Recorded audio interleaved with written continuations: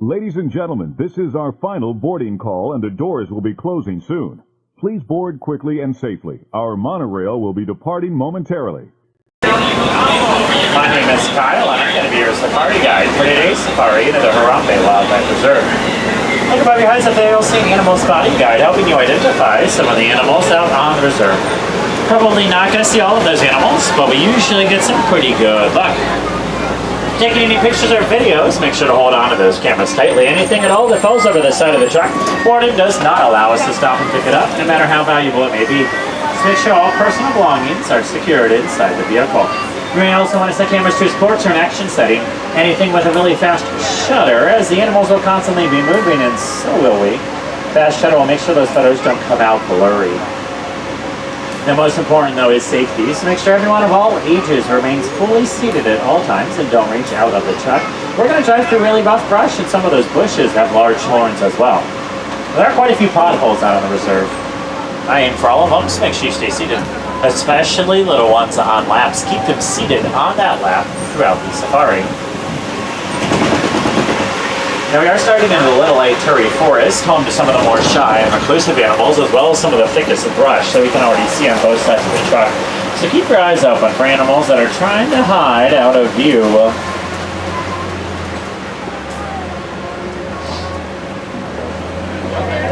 The right side, large brown animal up on top of the hill is an Okapi. So shy and reclusive, Okapi weren't discovered by the Western world until 1901. Known for having black and white stripes on their legs that make it look like zebra stripes. Not related to zebras though, Okapi are the only known living relative of the giraffe. Also on the right, there's a yellow-backed duiker. It's laying down in the corner between the mud wall and a thicket of bamboo. Just barely see it there for a moment. Yellow-backed duikers have a yellow crest of fur that runs along the top of their backs. That fur will stand straight up on end when they get startled, and then they'll dive through the bushes to escape their predators. So they get their name duiker from the Afrikaans word for diver.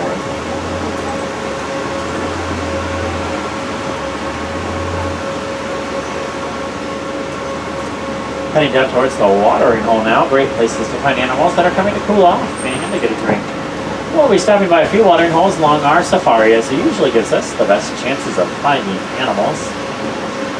Right-hand side along the hill, some greater kudu laying down, the second tallest antelope in Africa. Greater kudu stand 5 feet at the shoulders. Those are females there, as they don't have any horns. Only male kudu have horns with large spirals in them. Speaking of horns, though, there's a black rhino laying down to the left-hand side. It's kind of right in the middle of a bunch of pile of rocks. Kind of looks like another one of the rocks. Just see its face there, though. Black rhinos have a pointed and prehensile upper lip, perfect for pulling leaves up in trees and bushes here in the forest. We are lucky to see one, because they're so commonly poached for their horns. Even though the horn on a rhino is just made out of keratin, same material in the human fingernail. Completely worthless, but sadly that poaching has reduced the numbers of black rhinos to less than 5,000 left in the entire world. Back to the right-hand side on top of the hill, these are bongos, large copper-colored antelope. Bongos get the nickname Ghost to the forest, as they blend in well with their surroundings, demonstrating that right now for us. Both male and female bongos have large horns that spiral backwards, allowing them to come through the thick brush here in the forest with ease. On the bongos and greater kudu, they are relatives of each other, as they both are types of antelope, but the greater kudu are considered crepuscular, meaning they're only active in the morning and evening time. I'll point out any other crepuscular animals if we see them on our safari.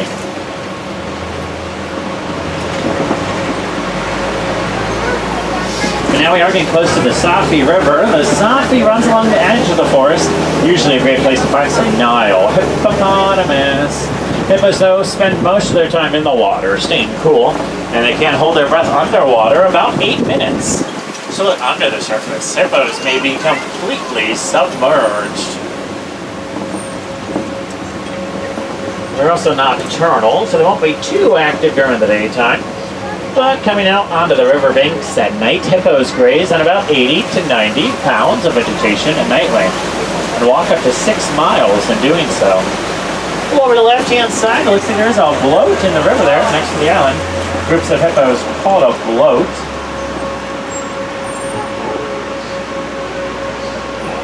Oh, and hippos can't swim, but most of the time they won't. They usually just walk along the bottom of the riverbed. A little easier, helps them conserve their energy.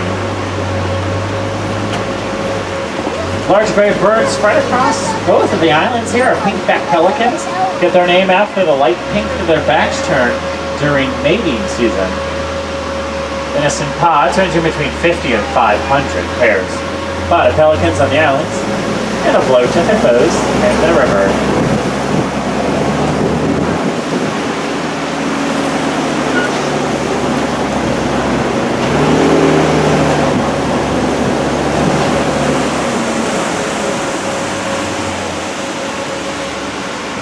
We're also down in the river there. Those are Nile crocodiles. Crocodiles bite strong enough to crush the bones of their prey with about 2,000 pounds per square inch, of course. If you find any holding their mouths open, no, they're not waiting for food. That's how they cool themselves off, by releasing body heat through their mouths. On land, a crocodile can run at 10 miles an hour. That speed on my truck's only 8, so let's not stick around here for too long.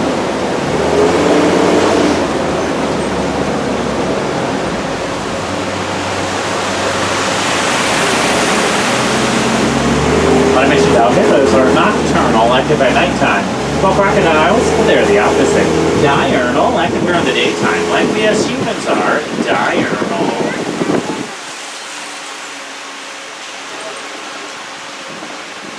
Coming up on the right side of the clearing, this is a baobab tree. Gets the nickname upside down tree since it looks like their roots point towards the sky. But baobabs just go leafless about 9 months out of the year. They can do so by storing water inside their massive trunks on reserve for periods of drought. Well, but now we are coming up to one of my favorite views on the entire reserve, looking out over the Serengeti grasslands. In grasslands, they stretch for thousands of miles across Africa, home to some of the most famous animals like lions, elephants, zebra, and giraffe. With some luck, we'll be seeing some of those today. This is the wild Africa we're all working so hard to protect. Bottom of the hill here out to the right-hand side are some Springbok laying down. Heard of them out back in the shade there. Springbok translates literally to jumping antelope, and they can leap across the savanna, reaching heights of 6 feet high off the ground. The lengths, they'll cover over 11 feet long in one bound. Extremely impressive for how small those Springbok are, all fully grown, seen there, 100 pounds each.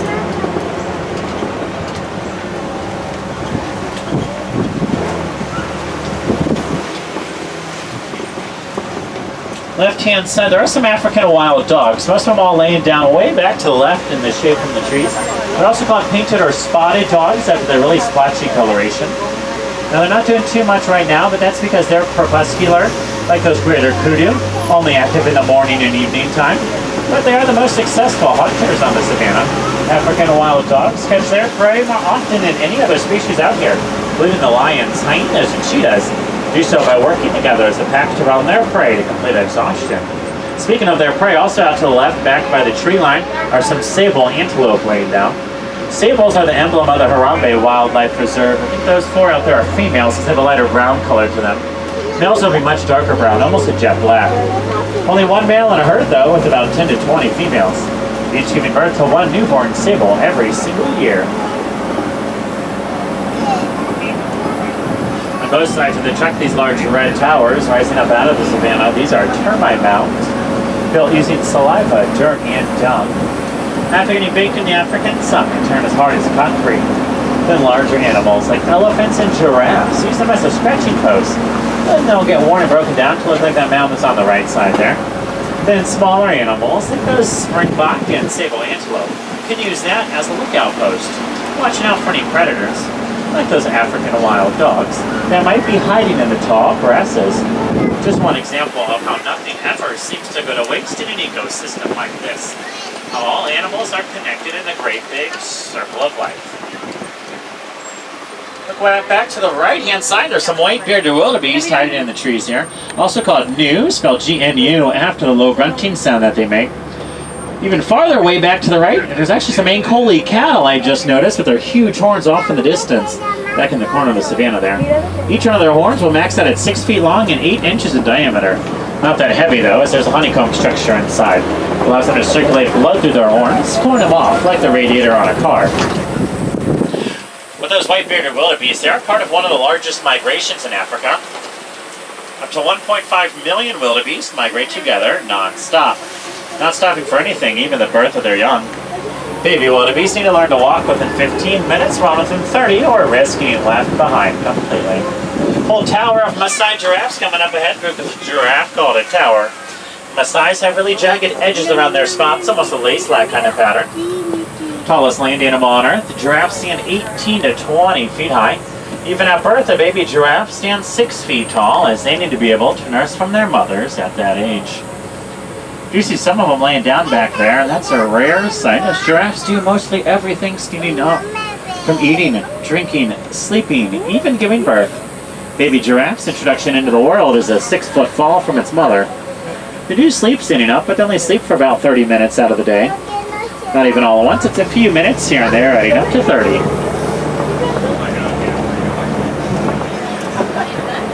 Although giraffes do have their really long necks, they actually have the same number of vertebrae bones in their neck that the human does, and that's 7.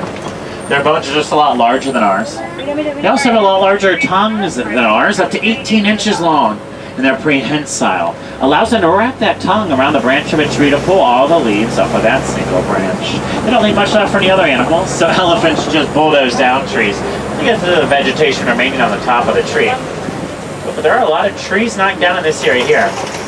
That could be a good sign we're getting close to elephant country.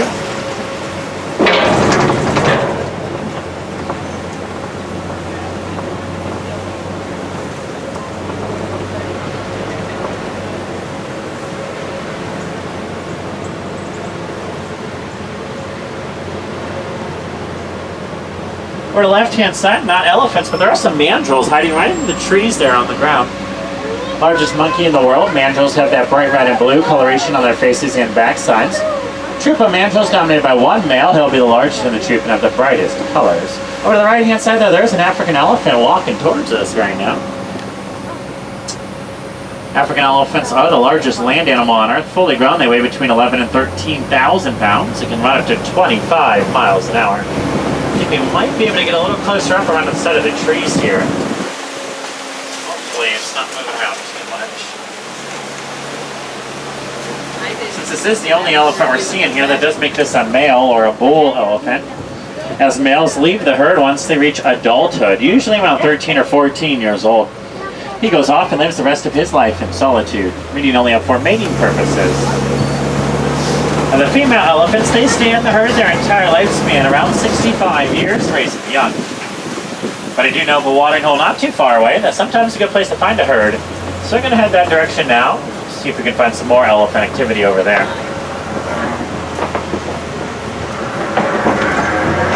Oh, this bridge doesn't sound too good. Lean to the right, lean, lean, lean. Oh, this never happened to me before. Now let's get out of here.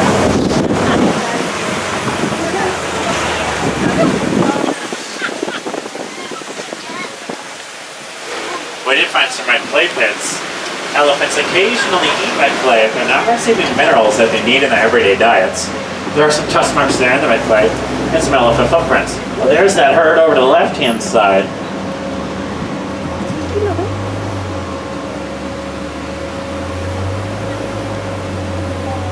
Again, herds just comprised of adult females and their young. That childhood at 14 years when the male leaves the herd is the second longest childhood in the animal kingdom.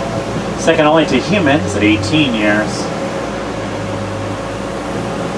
Elephants do have the longest gestation period of any mammal, though, with a 22-month pregnancy, giving birth to a 300-pound baby. I think we'll be seeing some more of the herd up ahead.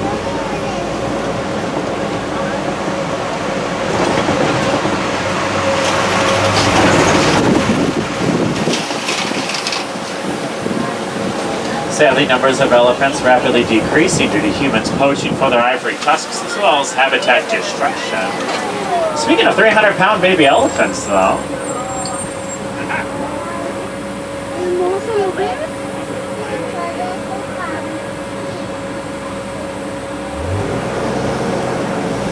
On any given day, we lose an average of 96 elephants in the wild. That's one every 15 minutes due to human causes alone. A lot of that habitat is being destroyed due to mining of a mineral in Africa called coltan.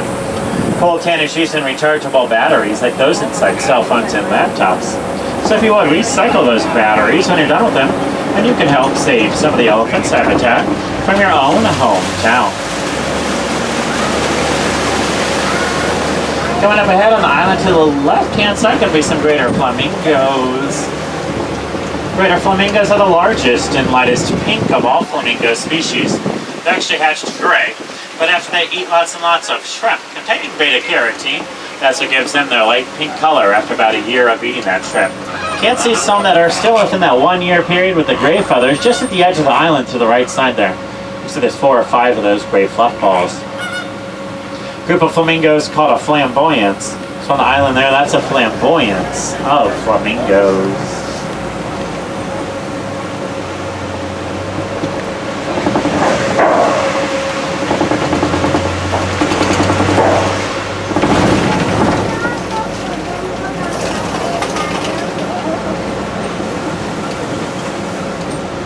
Well, there's some large mud wallers out in the savanna here. Many animals like to coat their skin with the mud. It protects them from the sun like a natural sunscreen. With smaller animals like warthogs to large ones like rhinos and those elephants. Over to the right-hand side, there's a white rhino that's laying down way out in the distance there. Not a great view, unfortunately, but where we do see that rhino laying down is another area of the reserve that we head to later, so hopefully we'll see it again over that direction. Might also caught the glimpse of a Grant's zebra that was out there near that rhino. There actually are some more white rhinos closer to the truck here on the right that are laid down in the shade on top of the hill. Groups of rhinos caught a crash of white rhinos here. They aren't actually white, they are gray. We get the name from a mispronunciation of the term "wight," meaning wide in Dutch, referring to their wide jaw structure, built for grazing in grassy fields here on the savannah. Pulling on at 5,000 pounds, white rhino can still charge at 35 miles an hour. 35 is quite fast for a rhino, but it's pretty slow for a cheetah that's laid down to the left-hand side, way in the very back in the woods, in the dirt area up on the higher part. There's actually another one walking around. Fastest land animal on Earth, cheetahs run in excess of 60 miles an hour using their strong tails to help them balance at those high speeds. Helps them turn like the rudder on a boat. Cheetahs rely on their keen sense of eyesight to do their hunting, but they have poor night vision. So they are the only big cats that hunt during the daytime.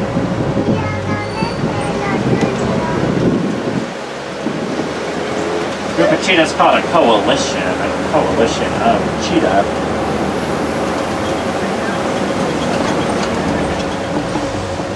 Speaking of big cats, though, there's a large rock formation coming up ahead called a Okapi. Okapi rocks like these are sometimes a good place to find a pride of lions. Female lionesses, they do all the hunting for their pride, so they use the height of the Okapi as a vantage point to watch out for their prey. While the females are out hunting, the male lion stays back watching the cubs and protecting the territory. Oh, there is a male lion laying down on some of the rocks here at the end of the Okapi. Of course, he has that mane that the females lack. It protects his neck during battles. There's a female lioness, though, just above him on the grassy patch there on the Okapi. This is about what you see from lions in the daytime, since they're inactive for 16 to 20 hours of the day, do all their activity during the evening and nighttime, making them nocturnal. Right-hand side should be that white rhino and those grand zebras again. Yeah, there they are. Grant's is the only species of zebra where their stripes go completely underneath their belly in a continuous line. Hind legs on a zebra are strong enough to break the jaw of an attacking lion with just one kick. Like I said, lions are nocturnal, so this is about what you get to see from them during the daytime. Not only since it is cooler at night, but also since they do have great night vision, about 6 times better than we as humans have. Even though during the daytime, lions' eyesight is very similar, if not the same, to ours.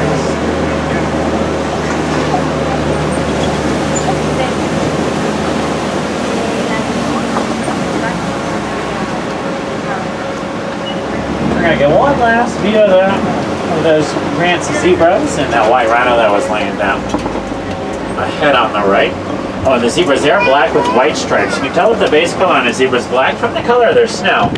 Although I think it's questionable, because if you did shave all the hair off of a zebra, their skin is still striped with that black and white. A little closer to the truck, though, there's that nest of ostrich eggs on the ground. I haven't seen any ostrich, though. They are the largest birds in the world. It does make those eggs there, the largest eggs in the world, about 3 pounds each egg. Strong enough a human can stand on top of one without it breaking. Actually, a couple ostrich coming up on the right here laying down. Largest birds in the world. They do have really large wings. They can't fly though. But just because they can't fly doesn't mean they can't escape their predators well. Ostrich can run up to 40 miles an hour with their long, powerful legs. Those are both female ostrich there. They have gray feathers and would stand about 6 to 7 feet tall. A male ostrich will have solid dark black feathers and stand 9 feet tall.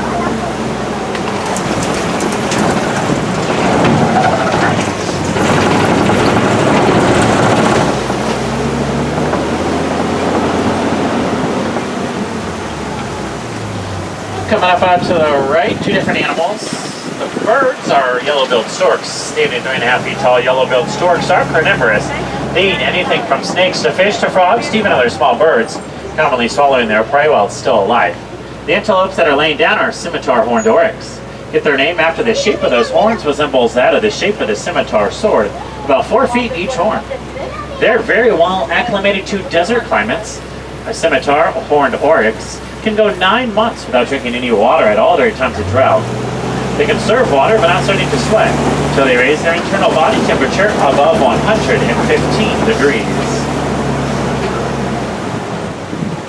Oh, well, unfortunately, it does look like we're coming to the end of our safari. But I hope that seeing the animals and learning about their stories inspires you to take conservation efforts home. It can be as simple as recycling and reducing the amount of water and electricity your household uses. If you would like to support animals living in the wild directly, you can donate to the Disney Conservation Fund. It's at any merchandise location here in Animal Kingdom. When you do so, you'll receive a conservation button with a baby elephant on it. You can wear around the park today and take home with you as a souvenir.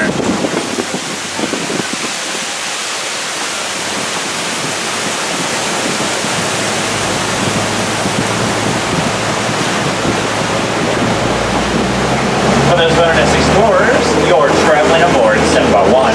S-I-M-B-A and the number 1. Simba 1. For those wilderness explorers, found on page 14 in your Explorer Guide. Here at Kilimanjaro Safaris, we do not like to say goodbye as it is much too final and too sad. So we say Kwaherini, and that means go well. So Kwaherini, everybody. And Asante Sana, thank you so much for joining me again. My name is Kyle. Hope you come back and visit again soon. No two safaris are ever the same. The animals make sure of that. Be sure to check your rest for personal belongings. Don't leave anything at all behind in the truck. And watch along the right-hand side there. Water's going to be sliding those doors open. Don't get your fingers pinched in the doors.